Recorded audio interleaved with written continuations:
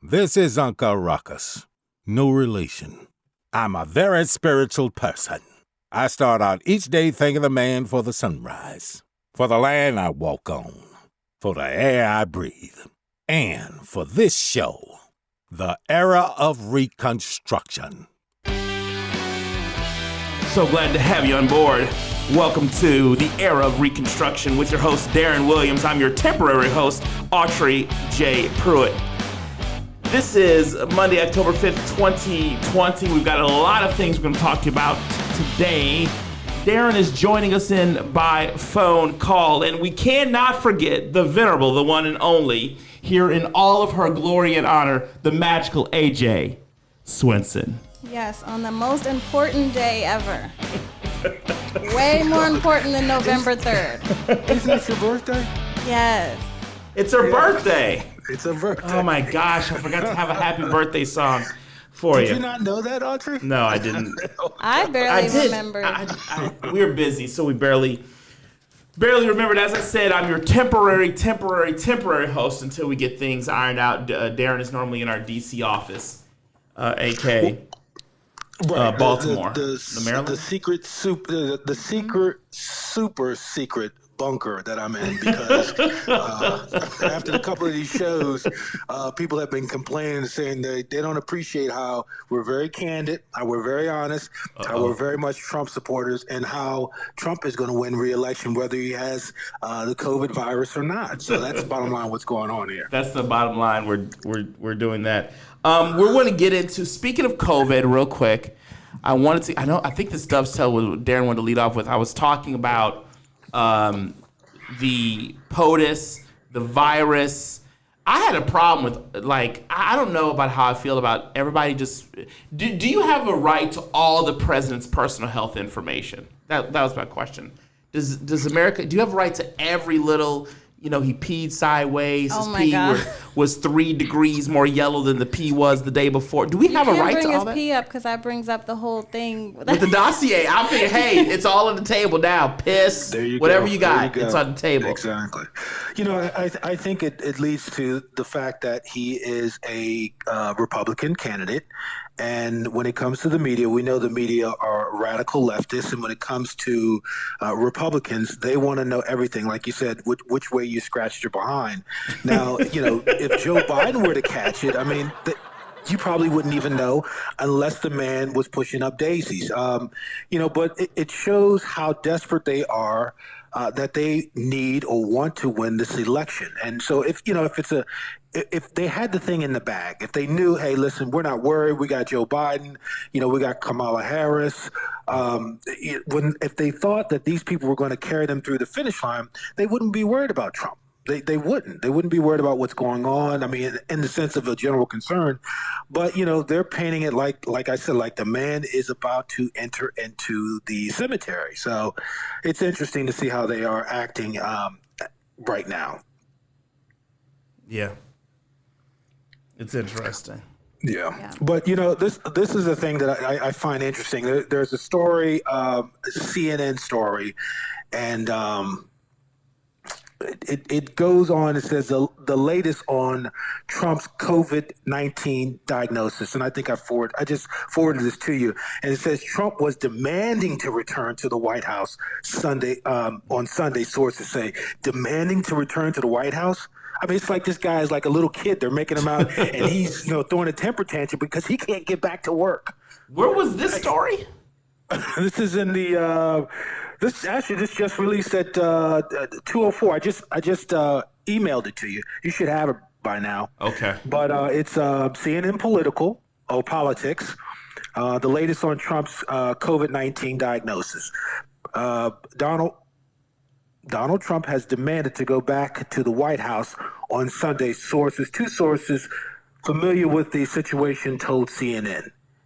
He is done with the hospital. So one of the sources said. So if Donald Trump, so there's two questions. One is CNN, is the Communist News Network telling the truth? That's Absolutely. The first story, is CNN telling the truth. The second is if he's demanding to go to the White House, so what? Can he spread it? Does he spread it? And when they say demanding to go to the White House, does that mean his residence in the White House? or does that mean the Oval Office? Because quarantine can happen in your house. It so happens that the White House is the East Wing of the White House. That's his residence. So if he's saying, oh, I'm going to go home. I'm done with the hospital. I don't need it. Doctors are fine. I just have to quarantine at home. Fine, take my butt home. What's wrong with that? That's the East Wing of the White House. Or is he saying I demand to be in the Oval Office? Yeah. Well, it's just the way that they have it in bold print. I mean, people are not going to think like you're thinking or like we think. All they're going to do, oh my God, this guy's demanding to infect everybody else in the White House. This guy's going to roam around in his underwears and he's just going to infect everybody. I mean, that's the way they want to paint this situation with him. Yeah. Well, and even Vanity Fair is saying that they're saying that Don Jr. is very worried and trying to stage an intervention. Because he doesn't think Trump is, sources say Don Jr. thinks Trump is acting crazy. And that he's deeply upset by his father's decision to drive around Walter Reed National Military Medical Center last night with members of the Secret Service. So do you really believe that Don Jr. is upset? No, but what's the worry about that? Because I'm sure they have masks on, so isn't the mask scientifically proven by the most brilliant, the most handsome, and the most virile doctor that exists? I mean, Fauci has said if you wear the mask, everything is okay, right? I mean, we're demanded to wear this mask.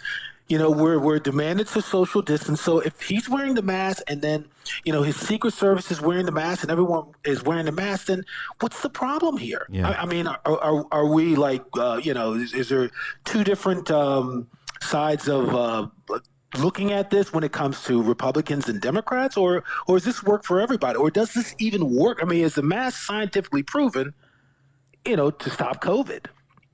I agree that Dr. Fauci's pretty handsome. I think that's what they call him. Silver Fox? Is that what they would call him? Silver Fox. So is Don Jr. really upset? Too. He's touching things too. I think Trump? They would say, are the oh my God, touching himself. They would he's say grabbing if something. he's grabbing touching it. different things that the Secret Service are touching too, he could be. I don't know if the Secret way. Service is touching that. What in the world? What just happened? He's grabbing things too. AJ is staying professional, ladies and gentlemen. We're just having a ball here. Go ahead, AJ. I'm sorry. No. I think that I don't know how much I believe that Don Jr. could genuinely be concerned about his father's health and everything. I'm not saying that Don Jr. isn't a good son. I do just wonder if this source is. I just wonder the veracity of all these unnamed sources that are always saying, oh, this is happening in the White House. Does Don Jr. really think Trump is acting crazy? And they're calling this a COVID joyride. Is that what this is? Everybody, if you don't remember this, COVID joyride. Hold on, Darren. Go ahead. Baby, I'm a star, and I'm You remember this song? Donald Trump said it. I can't hear it. Donald Trump said it. Grab by the pussy. What song is it? The end of it. Turn it up. Will I Am. You can't hear it because of the audio inputs going through the same thing. But there's a song that Will I Am did called Donald Trump said grab him by the, and we won't say the second word. Oh my God. Oh, the song. Yeah, I just played. Listen, didn't Will I Am do another song on the Boondocks for Yes, he did. Of Obama. What was that? What was that? It was song? I'm blank riding with Obama. We can't even say that. We can't even talk about these songs. But I just played a little clip. I just played a little clip of that song. Hold on one second there. Hold on. I'm a woman, and I'm strong. Hold on. D-riding. That's what it is. D-riding. Yeah, people know what the capital D is. Anyways, D-riding Obama. Here we go. I could be the next president, so give it a respect now. Hold on. We're gonna get to the chorus. Oh, give it a respect now. Give it a respect now. Give it a respect now. Okay, that's enough. All right. Oh wait, I killed Darren. This is the thing, and I think AJ hit on a great point here. Is the validity of all these stories. There was a story that came out and that said that 3 press secretaries contracted COVID, and so okay, who Yep, are these press Kaylee has secretaries it. and what are they doing to prevent them? Are they self-isolating? Are they getting, treatment or whatever the case may be? You don't know who these people are. So it's a Kaylee has situation it. where I they know. can We know just throw she's one of stories them. out there left and right and people glom onto them. Yeah, they do. The question I asked this question: how much of the president's personal health do Americans have the right to know? That's what I want to know. How much of his health do we have the right to know? Well, I feel like what we're finding out are some, what he's taking. We're getting updates on how he's doing. Mm-hmm. They're saying that what he's taking is actually, he's on everything. Pretty much. He's trying the 3 different main ways that they treat this right now. Except Whereas for most hydroxychloroquine. right. HCQ. Hydroxychloroquine. So people are like, wow, he's taking the full load of kind of experimental treatments right now. Cocktails, yeah. Right. Well, is it experimental? You think they let the president take experimental treatments? Well, this is a new disease, so really it all is. So we know what they can take treatment-wise, but how much, other than the question is this, can the president, how much of personal health information, other than him being able to discharge his duties, should the public be allowed to know of the president? Well, this is the thing. I think the public should only know what the president is willing to tell. Like every other private citizen, you have the HIPAA laws. President Trump has been very open. President Trump could have not divulged this. It probably would have been very difficult to do, but the man has been very candid, been very open with his health. I mean, short of But anyways, I'm not going to mention that. But this is the thing. If it was a Democrat president, if it was Obama or Joe Biden or whoever, all this stuff would be hush hush. They would say, you know what, trust us. He's perfectly fine. Joe is perfectly fine. Even today, we don't even know the levels of dementia that Joe Biden has. It's, oh my God, he's fine. He's perfectly fine. You see how he stood up for 90 minutes and, everything was cool. So, and it's funny because Joe Biden is now like, I'm ready to go. I want to debate some more. Yeah, sure you do, Joe. Sure you do. And so, it's if they want to know as much information as possible about Trump, they need to divulge as much information as possible about Joe Biden.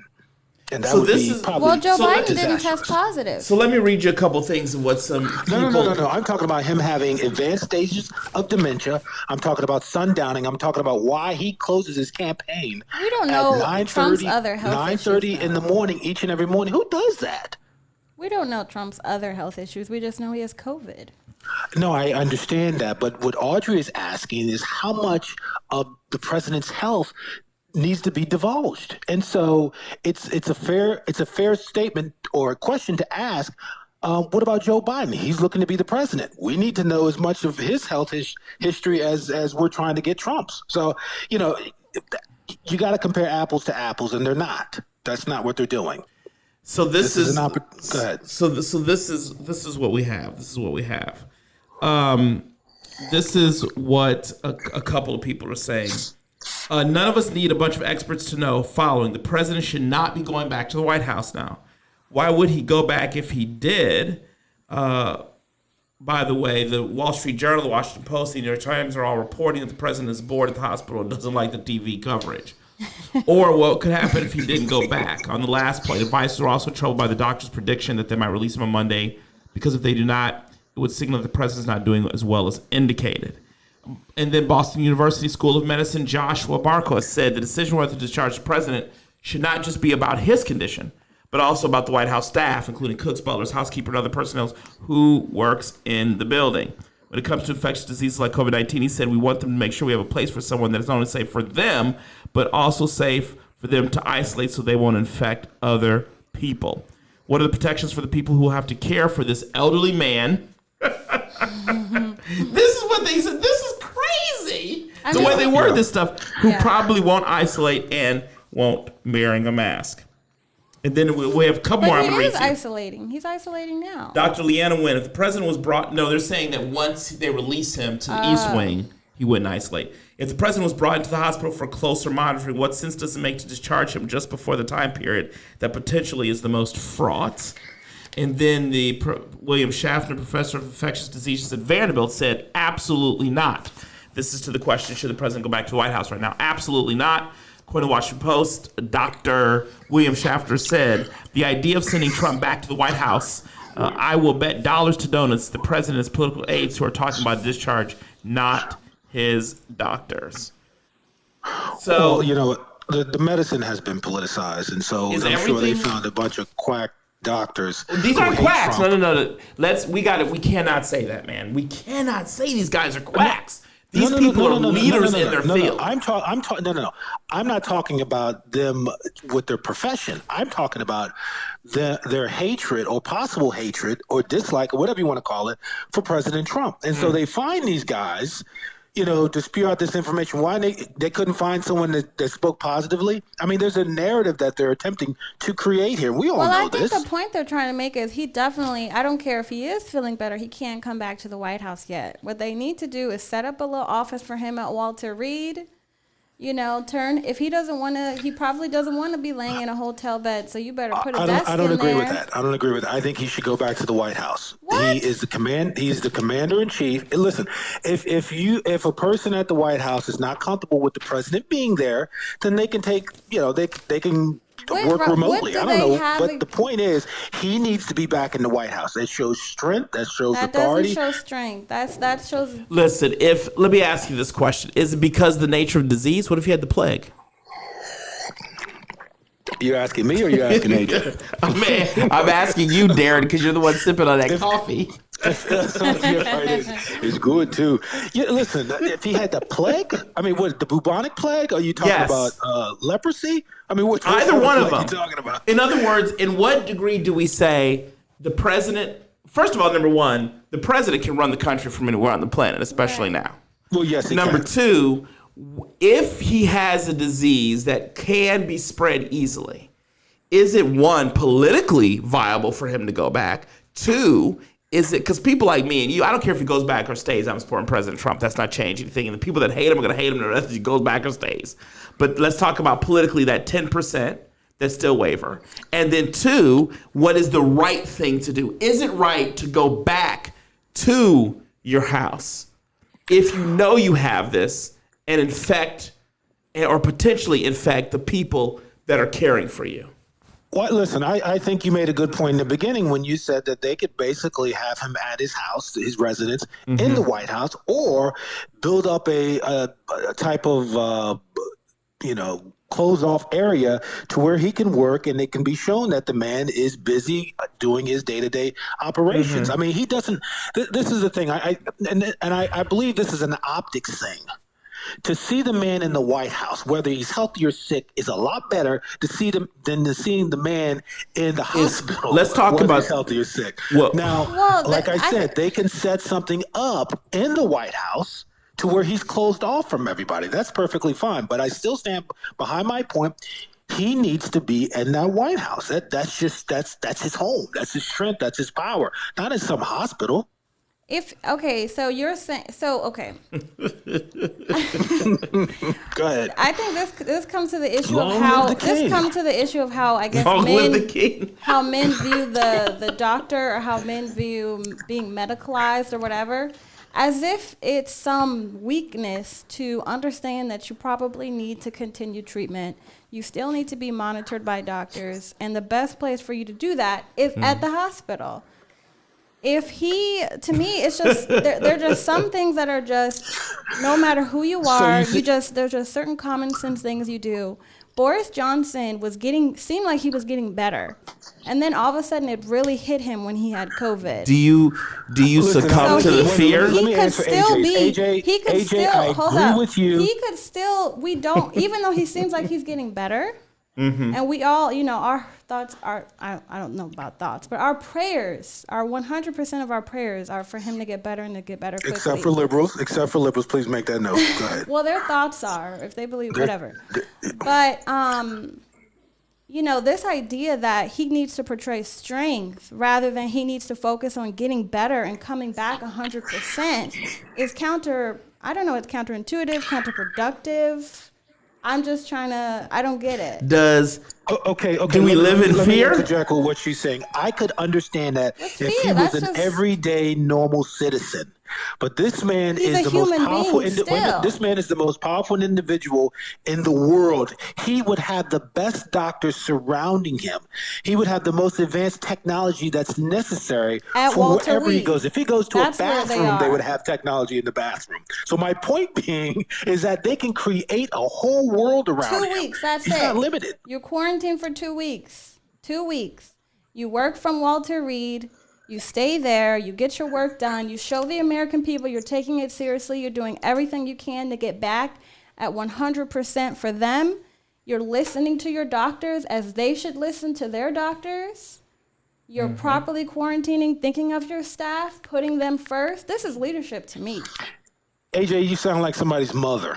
That's what you sound like. I know caring people apparently to you are only mothers. But I'm a caring person. If Donald Trump was my father, I would hope that he completely ignored your advice and stayed. No, in he the would love hospital. my advice. He would love my advice. I'm sure But he anyway, might, but look, I'm you know what? We're not going to agree on this. You know, this is the thing. I go back to this thing, and you know, to some extent, yes. If it was the average, everyday person like we are, yeah, stay in the hospital or whatever the case might be. But he has access to the most advanced technology wherever. And how much would that he go. cost taxpayers also? The daggone car he was in for all was the Walter Reed hermetically to follow sealed. him to the White House when he, I mean, for what purpose? To seem like he's I'm the strong guy. No. It's optics. How much It's would that optics. cost the American taxpayer for all the doctors and all that technology to have to move to the White House? Well, first of all, let me tell you what's costing the American taxpayer for him to stay at Walter Reed, because they have to shift everything around to accommodate him. Which they've are already not just done. Now walking they in and have out to of do Walter that at Reed. the White House. What'd you say? And now so people in the White House, they need to figure out if they're comfortable, if they need to come in. We've got, I think, 18 people in the White House who've been diagnosed. Let me ask you this they question, could be Darren. asymptomatic. With It doesn't AJ matter. though, They're still carriers. let's talk about it from a political aspect. What helps the president more politically with the people that he needs to swing votes? To seem Is it to caring s- and mature. Is it to stay at Walter Reed, or is it to go back to the White House? To stay at Walter Reed, but show him working, show the outward power of the presidency still, you know, or is it to shift to the White House and show him working for there? And I'm not sure, Darren. I'm not sure if for that 10%, I don't. You know, we're I just think we're less than a month away. I don't know if you're going to really persuade the 10%. No, but it's a particularly on something concert. like It's- this. I mean, what are they going to say? Oh my God, he showed health and safety, and I'm going to vote for him. No, now. it's one. So this is what I would say. If you've been on, remember this 10%. All the things we've been talking about have been people that watch CNN, MSNBC, ABC, etc. Right? If there was one thing where you're saying, where the president's tweeting out, what if he came and said this? And I think this might be a little bit more powerful argument for that 10%. What if the president said, hey, everybody, I'm here. I'm at Walter Reed. I want to go back to the White House, but there are people there, and we don't yet know enough about the disease for me to go back there to know that we can block things off appropriately so I don't infect others. So I'm staying here not for me, but for them. It's not about the voter. It's not about me, President Trump, but it's about the other 127 employees that work in the East Wings from Secret Service. And there's a couple of Secret Service already with him that if they're infected because of their jobs. But beyond the security that's needed, the butlers, the maids, the housekeepers, all of that, the people that work around the office, I'm just here. I think that doesn't necessarily project, it may not project strength, but I think it projects wisdom, which in some cases, Trump's biggest problem is sometimes he doesn't project wisdom, like that wise sense of, I am not doing this for everybody else. I'm not even doing this. Even if he said, listen, according to everything I know and read, X, Y, and Z, I'm okay to go back. No one else is getting infected. However, just the level of fear, the level of stuff that goes on. These people have families. Let me just take an extra step of precaution because we do not yet know. Also, Melania has it too. You so know. she's there at Walter Reed. He's there with his wife for 2 weeks working from his temporary home. So let me ask you a question. And what you said, Audrey, what if he says, we have developed a room, or there is a particular location in the White House where I can be completely secluded off from everyone else. This area would give me access as well as the ability to do the necessary things I need to do. I mean, he can listen. So explain to me this with wisdom or picture on understanding the or White knowledge, he can House spin it location. whichever way. Because it's strange. He is the president of the United States. They can make it work. So- Now, granted, you know what? does That location sounds have to great. do with strength? It does I don't sound great, understand. but like I said, you have your opinion and I have mine. He can listen. No, seriously. He can make it to be whichever way he desires it to be. I truly, he can make it to where it says, you know what? I appreciate him, being back at the White House, but secluding himself from everyone else. I would say this. If you go back to the White House and one single person comes down with COVID, one person. Oh, trust me, the dog. They'll have it on the air that the dog has come down with COVID. I mean, So why not just stay at Walter Reed? Why not just stay there? Why not Well, just... I guess, okay, so moving forward, how do you guys think Pence will handle having to take a heavier role in campaigning for the president? From where, Walter Reed? No, Pence. No, Pence no. is going to Pence have to doesn't- do Oh, a you lot just of his changed the campaign. subject. Yes, moving forward. Because She doesn't like the subject anymore. She No, wants to stay on I don't something think else. we're getting anywhere, and this location is very special to you, so we'll just leave it at that. It is. It is. So Hey, Mike listen, Pence, ladies Mike and Pence gentlemen, is going to I love have to President take Trump. over. Not that he's perfect. He's not Jesus, but I Love President Trump. You trust no one but President Trump. So Mike Pence is going to have to take over on the trail. And so a lot of people are saying, oh, he's going to be putting himself at increased risk. Maybe he should quarantine too. Of course they're going to say that. Hell, if they could, they'd quarantine us. Those people in New Jersey. Leading the charge for him. I know. They're going to be like, those folks in himself. New Jersey, y'all need to quarantine. Y'all travel a lot. You need to quarantine. We do. I mean, we've probably been. But so he's going to have his debate with Kamala soon too. That should be. Well, I believe... That's this week. There's a couple things. One, Pence taking up the trail is okay.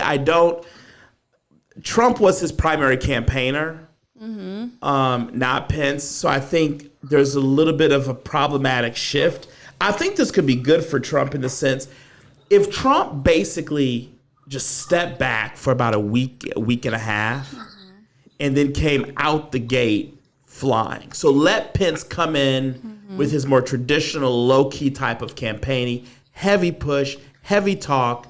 Yeah. Vice President Pence, just get his name out there, and let him take Joe Biden on substantively, because this is important. All the stuff that Joe Biden points to President Trump is either a lie or it has to do with President Trump personally. Right. So let Pence take Biden some of those arrows, and Harris on. Yep. Let him take them on. Trump steps back for a week and a half, and then Trump can come out the gate when he comes out, all cylinders blazing. Right. That's Listen, the way I would look at it. Right. I have no doubt that Pence is going to do a great job. I mean, the man is stellar, and Trump is larger than life. So, Pence is almost kind of, Trump's shadow is over top of Pence. So you really can't see. But Pence is awesome. Pence is tremendously awesome. A lot of respect for him. Pence definitely and helped he's a him man lock who down really that sticks to the evangelical facts vote. and drills it inside you. I mean, I think he's awesome with that. So he's going to do a great job. I do believe that. Versus Kamala Harris, how do you think that'll go? Oh my! Well, you know what? He will subtly but methodically dissect her. Because she's a debater. She really is.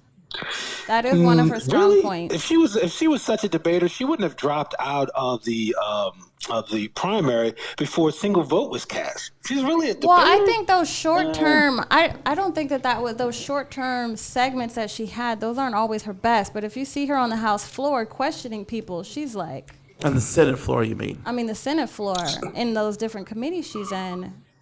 You mean when she's I on? think NPR I think all was that stuff. I think the NPR's stuff is highest scripted seen that's given to her video. on the Senate Her floor. questioning Kavanaugh or someone like that. Isn't she the one who tried to pass a lynching bill? Like people are still being lynched? Kamala's. Trump is supporting that in his platinum plan, by the way. Well, listen. So this is. By the way. We need to take a small break, Darren. Just hold on a moment, please. We got to take a small break. We did get a tiny little bit of a sponsorship. Forgot to tell you. Ooh, There's a company called I'm trying to work it. There's a company which is great for us. It wasn't much, but it was a little bit. Do you know the company's name? I'm about to talk about it. This is their spot. Okay. So hold on, folks. Okay, go ahead. Just hold on. Okay, so there's a company out there called Political Media. The president's name is Larry Ward. Again, their name is Political Media Larry Ward. He specializes in email distribution, he specializes in marketing, and he specializes in websites. If you go to a site called mega.black, MAGA.black, you'll find that's a product of New Journey. But Larry Ward and his team at Political Media built that site. So if you're thinking about running for office, if you're thinking about any type of political news or anything you want to get in business with involving politics, you need to talk to Larry Ward. Politicalmedia.com. Larry Ward, a great guy. You can see some of his work at mega.black. And remember, that's a simple site. That's not even a complicated site. Again, one of our sponsors, great on this program. A great guy. I know him personally. I've known him for years. His name is Larry Ward. Larry has an amazing story. He survived. He had diabetes for about 5 or 6 years and didn't even know it until one day he had collapsed and crawled his way so someone could find him and call the police. And it turns out that a doctor had left him a message and he didn't even know about it. This is an amazing story. He's changed his diet. He's changed his life. He used to be a huge meat eater. I think he's pretty much gone vegetarian, if not vegan, because he's had to because of health reasons. He's a huge, he's got a PAC called Constitutional Rights PAC. He's a huge New Journey supporter. He's a huge Second Amendment supporter. A lot of virals until Twitter and Google started clamping down. He worked with Dr. Kelly Ward's campaign, for example. He's worked with even some establishment people like John Boehner. Just a great guy. Political Media. If you're thinking about getting involved in politics, make this your first call. Larry Ward at Political Media. Okay, we'll get back to it. Fantastic. That's awesome. That's good. He must be a conservative. Yeah. If he crawled his way. That's right. Because, liberals would have been like, said someone I else. apologize to any who's liberal who's on our fan list, because today y'all get beat the heck up today. Hey, it's just dues, man. Look what they're doing to our president. Darren, you wanted to talk a little bit about the polls. Go ahead. Yeah, so there's a poll in the Wall Street Journal. It's actually the Wall Street Journal and an NBC News survey poll. And this came out actually on the 4th. And it said that Joe Biden scores 14-point lead over Trump in poll after debate. So it's Democrat. It's a flash poll. Draws, yeah. It's a what? It's a flash poll. It's a flash poll. And so it's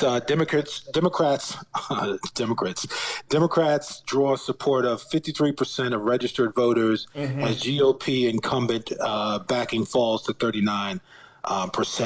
The interesting thing about this poll is that it's only 800 participants. Polls generally have about 1,100 to 1,200 participants. No, they have anywhere from 500 to 1,000. Really? Okay. Yeah, it's 500 to 1,000. Yeah, well, this one it only has 800, and then the interesting thing about the poll is if you get into the details of the poll, where it shows the write up on the poll, you got to scroll all the way down. It's a link. You got to scroll all the way down to what is a QF4 in the poll, and it shows you what the breakout is, and it's a 9-point difference breakout from Democrats to Republicans. So they're tremendously oversampling Democrats in this poll. And the point being is that a lot of these polls, like I said, they oversample Democrats, or they're looking towards people who don't like Trump. And when they take these polls, and then a number of these polls are taking registered voters from 2016.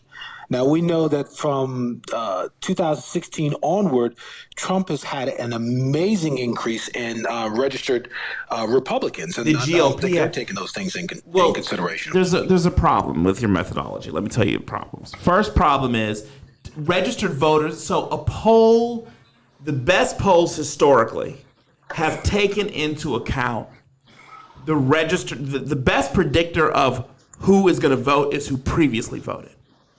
That's all a poll can do. Right. You're getting the list of people who previously voted, and you're sampling them. Registered voters who've never voted before are new voters. And a poll, by its very nature, by the nature of the way political polling takes an account, doesn't account for them. Now, usually what they do is they have some kind of mathematical algorithm that shifts that, right? But they don't count necessarily 2016, 2018, 2020. So Didn't I say that? What do you mean? Did you say what? I thought I said that they're only considering those who were 2016 that registered, that voted in 2016. In fact, So I would argue that people. I'd have to read the methodology, but I would argue that they're probably trying to favor the president a bit more, because if you went into 2018 and considered those, you'd actually be worse off, because remember, across these states, the Democrats picked up 40 House seats. Well, to add to Darren's point, and I guess I feel like sometimes we sound like conspiracy theorists, that we don't trust anyone to poll Trump correctly. But the pollsters who did this, one's Republican, one's Democrat. Yeah. The Republican pollster worked for John McCain in the past. Mm-hmm. So I feel like if you wanted to go with that, like, oh, we don't know if these people are someone we can really trust. But I'm not saying that means that this pollster wasn't just doing his job and whatever, but I think that kind of, in a way, could add to what Darren was saying. Now, one thing I saw interesting that was in this poll too was that a huge amount said that Donald Trump would be far better at dealing with the economy. Yes.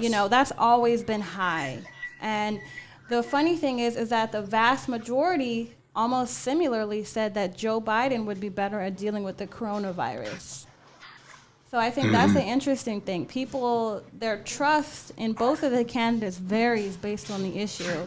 And it just will depend on what issue matters to them most on voting day. This is the biggest problem Trump has. Doesn't have to do with his tweets. Doesn't have to do with his personality. The biggest problem Trump has is this. The major issue facing the country right now is COVID. According to most of the country, that's the major issue facing the country. Contrary to us conservatives who would like to believe it's destruction of property and BLM and protest, it's not. Because had it been, you would have seen a huge swing with Donald Trump's law and order message. Right. We just did not see that swing. So that's Let me number ask you one. a question. Number two, go ahead. Is COVID the major concern because the media has said it's the major concern, or is it the major concern because we see an uptick in deaths? It's the major concern because you're wearing a mask around your face all damn day. No. Okay, Seriously, that's I'm saying that. I understand, but that I'm serious. That's the facts are you don't live in a normal world where you're wearing a mask out every day. And I know that, and I think that is a part of the so strategy everybody to make it. Everybody, but it doesn't matter whether or not the media did it. Yes, I agree with you. I am willing to say the media probably has made a fear and an over concern, but it doesn't matter because it is the concern.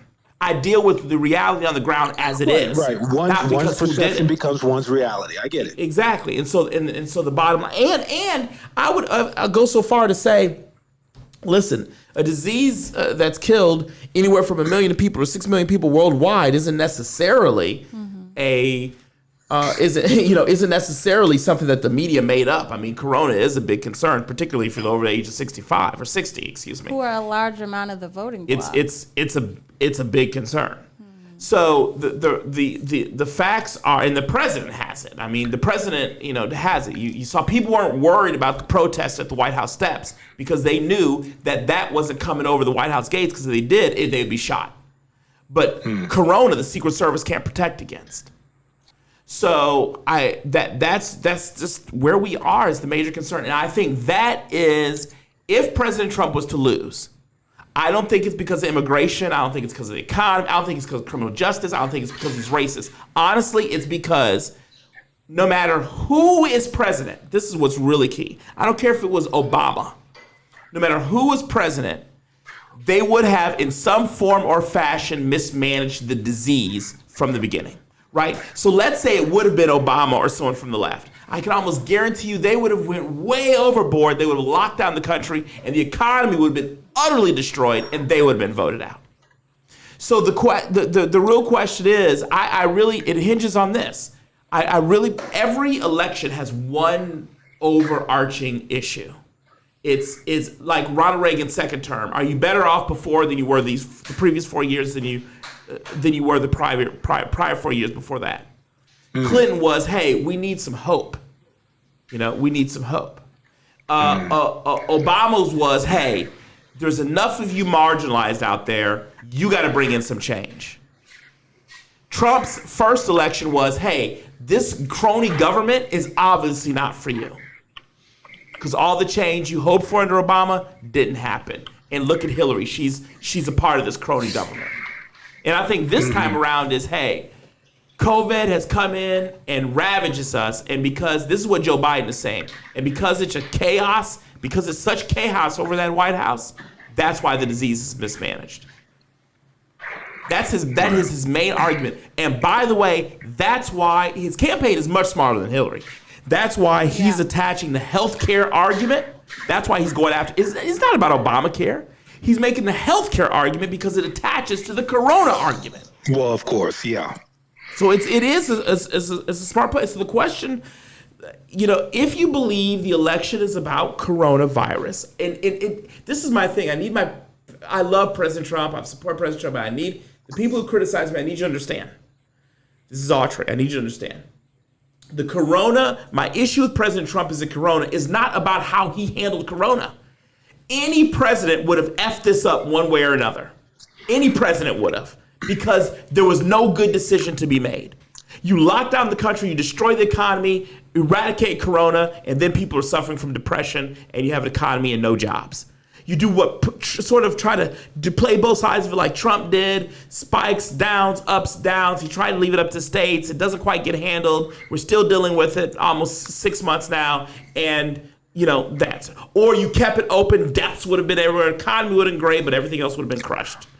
I don't see any type of way any president could have dealt with this and won. So the biggest issue is this: can you get people to not vote on Corona, or get people to say Corona is such an aberration, we're not voting. We're not going to base our votes on that. And that's the tough part. What this 10, 15% in the middle that we keep talking about, what is, and unfortunately, I tend to lean that the fact that you're wearing a mask every freaking day makes the issue the most permanent issue on your mind, because only certain people are encountering BLM protests, but everybody's encountering a mask. And I think a lot of people wonder too, we were told so long that it would flatline. When is this ever going to be over? Is this the new normal? Is this the way that, school, everything is always going to be this Zoom call, distance? Will things always be this way? And I think people are tired of it, and they just want someone who will take care of it so they don't have to worry about it or end it or something. I think people are looking for the end of the tunnel. Yeah. Well, and I see that, and I agree with you on people wanting this to be over with. And I think the reason why this has been drawn out is because the Democrats have seen an advantage to this thing. I'm looking at the COVID numbers, and only 1 million. Well, this is what it says: only 1 million people around the world have died of COVID. Only 1 million people here in America. And listen, one death is too many. There's 210,000 people that have died of COVID. Now, we got into that whole thing of exactly, was it really COVID or was it the impact of a fall or whatever the case may be? But the point is there are 350 million people in the country. Who knows whether it would have been more or would have been less if we had not shut down the country. I think now when you're talking about being political, I think President Trump had no choice but to shut it down because people would say, oh, this man is being insensitive. We have all these governors and all these mayors and elected officials that are saying we need to shut it down. We have no understanding or no clue about this. And he made the necessary steps in the beginning to shut down certain travel. One was China, and like we said, it made him xenophobic. So, honestly, I think he's done an amazing job with this thing. I think he's done a much better job than what Hillary or even Joe Biden would have done. I think they would have they tried to poo-poo the thing away and said, oh, don't worry about it. Everything is perfectly fine. But the thing is that Americans, and we know this, Americans have to see beyond COVID because as we know, herd immunity, you'll develop an immune system to it. It's not going to last forever. And so, but what's necessary to last forever is America. This is my thing, and I don't know if we discussed this previously on the podcast or we were just having dinner, we were talking about it. What we've gotten to in this country is not the concentration of America having longevity. We focus more on the individual as more important than the country. So we'll sacrifice the country to save 3 or 4 or maybe 100 or maybe 200,000 individuals. That's what we'll end up doing. And we can't do that. I mean, America has to come first. And there are some people, listen, there are probably about 5+ million people who have died from other related diseases. And no one's saying, okay, well, we need to ban cars or we need to ban butter knives or we need to ban, high heel shoes. And so the point being is that this thing, I believe, COVID has become such of a strong pull to make it a weapon against President Trump. And I think that's where we are right now. So fortunately, or hopefully, people will get to that understanding and they'll say, you know what, we need to focus on the future. And we need to look at a person who's going to have us recover from this. What are people... Let me ask this question. Everyday folks walking around. What are they really thinking? What are they saying? Trump, Biden, what are they really saying? I'll tell you what my gut is telling me. My gut is telling me is that most people are saying, let me rephrase it. When I say most people, the middle, 10%, the middle, right? The true nonpartisans. Most of them are basically, it's a coin flip on any given day. I honestly believe this. When I think on some days they're like, oh, Trump is a little too much and he's this and the tweets. It's like, calm down. I don't really want my president doing that. And then other days they're like, oh, yeah, no, Trump is right. We don't need this garbage. Not everybody's a racist. Some days, they're protection. I really feel that there's it is not a set.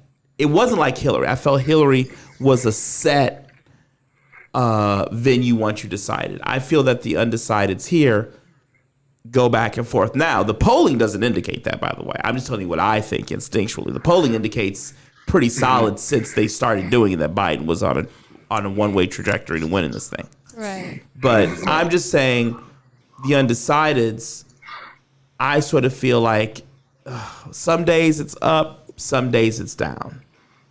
I don't know why. I don't think. I feel like Trump is, in a way, this is going to, Darren, deep breath, in, out. Deep breath.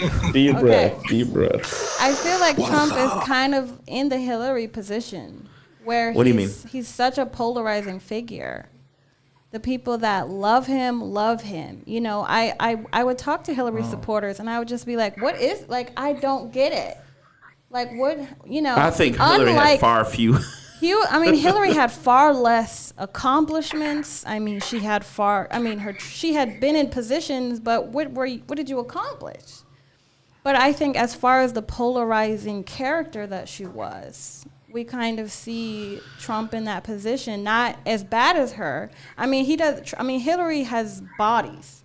Most people would say. I don't think he's in that position as far as how hated she was. No, but that's in not this true, election, Angela. He's the polarizing figure. Andrew, Trump is way more hated than Hillary. But listen, I didn't like Hillary. A lot of conservatives didn't like Hillary, but the raw hatred. Conservatives I didn't know walk people around. who weren't even political who were like, Hillary's an evil person. And same thing with Trump. That's what I'm saying. I'm saying they're both in that People polarizing position. They're both in that position. People feel far more strongly about but it's Trump totally different than they do It's about totally- Joe Biden. Go ahead. Well, I think Hillary is hated because of the known corruption and then her getting away with it.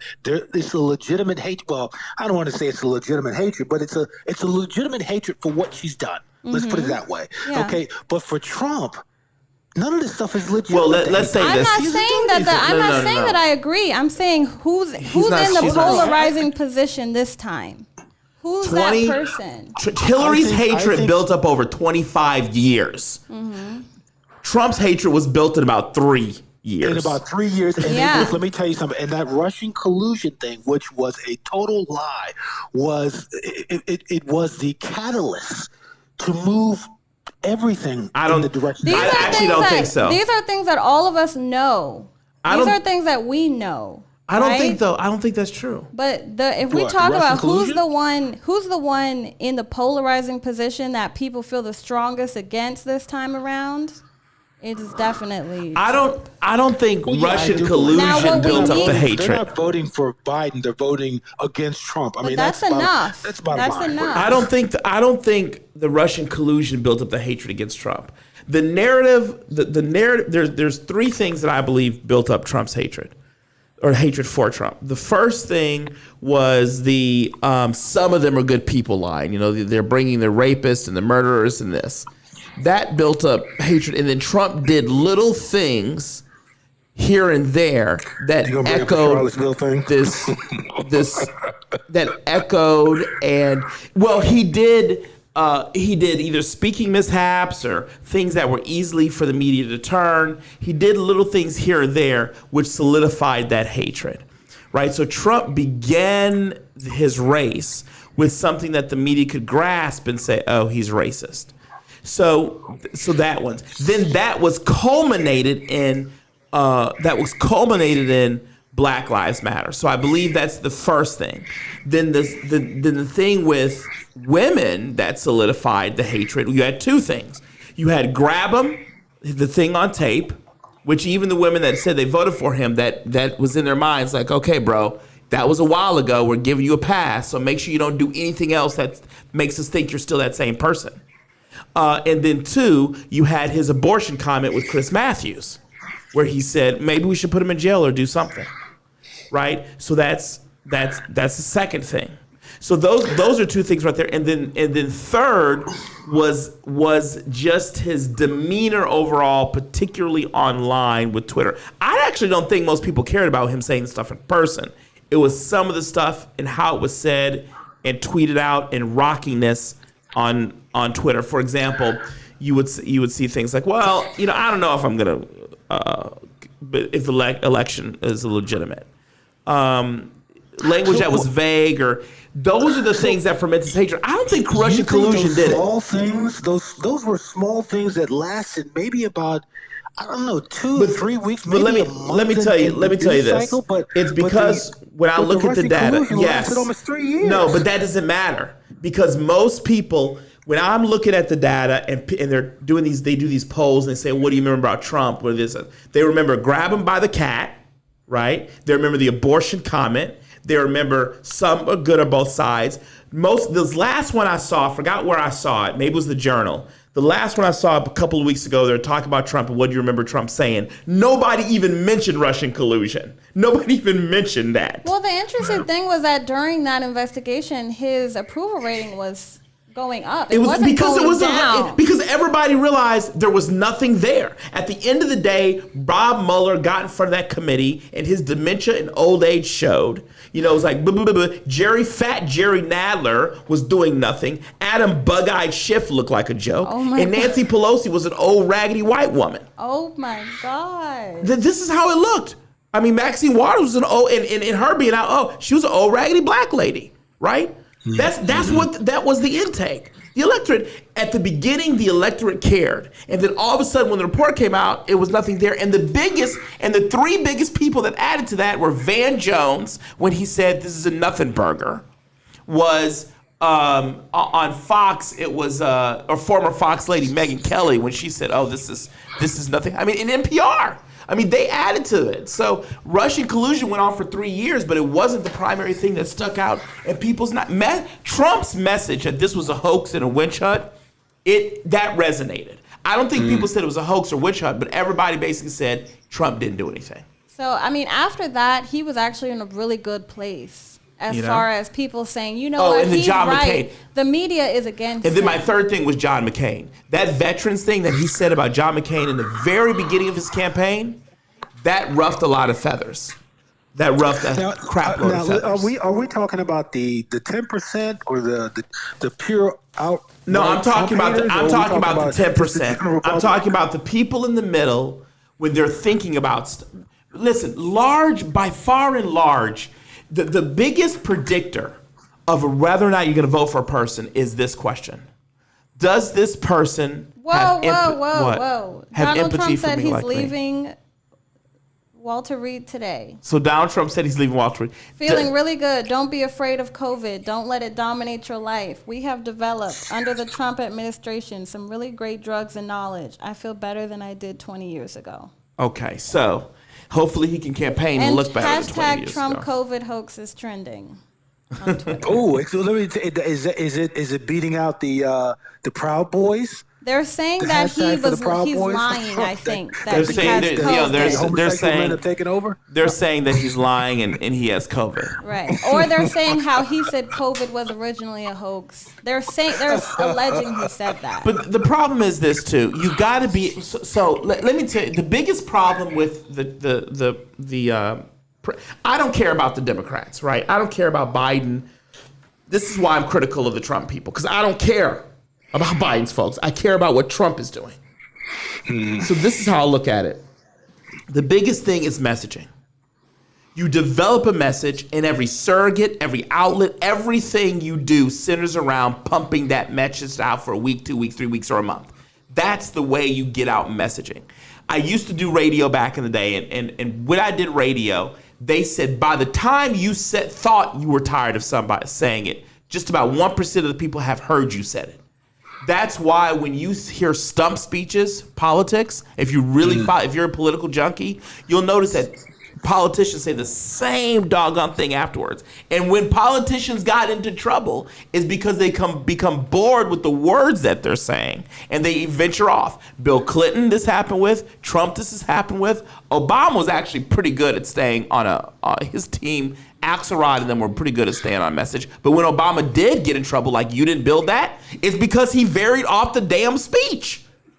So you got to be disciplined with your messaging. You got to decide a message, be disciplined with your message, and maybe you have room for one aberration, one single thing to test the message to see if you can switch messaging patterns. And that's the biggest problem. I agree with you 100% on that when we're talking about the average politician.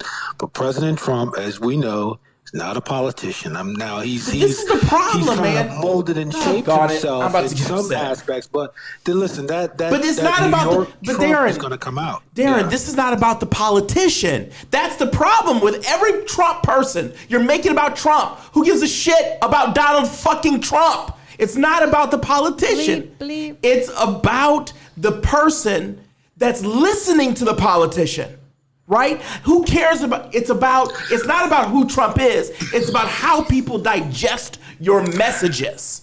And you know what, Audrey, and we've talked about this before, the 80-20 rule. They're going to be 10%. listen, the 80-20 rule we talked about.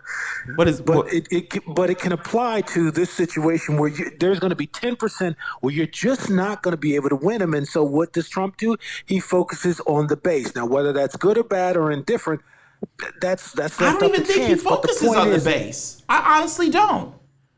I don't believe he focuses on the base. I think Trump is not stupid. He's not dumb. He has been a successful person for almost all his life. He's not stupid. He knows to win, he needs to get more than just the base. He needs to turn more than just his base out. I'm understanding of that, but when you're getting down to the last few weeks, I mean, you tell me, will he honestly win 10%? Maybe 2%, maybe 3%, but he needs to need 5% plus 1. He doesn't need to win 10%. Of the 10%, he needs to win 5% plus 1. That's what he needs. He needs to win 5% plus 1. And I listen. Who knows? So Shit. speaking of Pence polls, might be president. Let's do polls real quick, and then we're the gonna have to go. Democracy Institute Sunday Express poll shows that Trump is on course for victory with 46% of popular support, compared to his Democrat rival Joe Biden's 45%. In the swing states. And it says that in swing states, including Florida, Iowa, Michigan, Minnesota, Pennsylvania, and Wisconsin, he remains at 4% by 47% versus 43%. That would be, when was that poll taken? That'd be great news. This was published October 5th. Okay, so this is some good news. He's now, basically, those polls are saying Trump has closed it within the margin of error. Yeah. So this is great. Oh, man. This has been a great show. This has been fantastic. With Darren Williams, your normal host. He'll be returning behind the host microphone. And also the venerable A.J. Swenson. And this is Autry, your temporary host. Join us at www.newjourneypack.org, where you can donate there. www.newjourneypack.org. We need your dollars. We need your support. We love you. Debate is what it's all about. See you on tomorrow.